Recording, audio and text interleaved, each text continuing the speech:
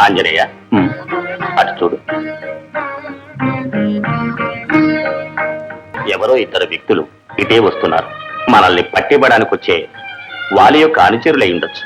ఆ రూపురేఖల్లో ఉన్నత కుల సంజాతుల లక్షణాలున్నాయి. చారులు మాత్రం కారనుకుంటాను. వల్కల వేషధారులైన వాళ్ళు వనవాసానికై విచ్చేసిన ఆరులని అనిపిస్తుంది. వాళ్ల ముఖాల్లో కపట లక్షణాలు కనపడట్లేదు స్వామి. అయితే పైగా వీరధర్మోచితములైన ధనుర్బాణాలు ధరించి ఉన్నారు. చూడముచ్చటగా ఉన్నారు. ఎందుకో నమ్మలేకుండా ఉన్నాను. వారు ఇటే వస్తున్నారు. నేను వెళ్ళి వివరాలు తెలుసుకుంటాను. వేషం మార్చుకుని వెళ్తే మంచిది. అలాగే చేస్తాను.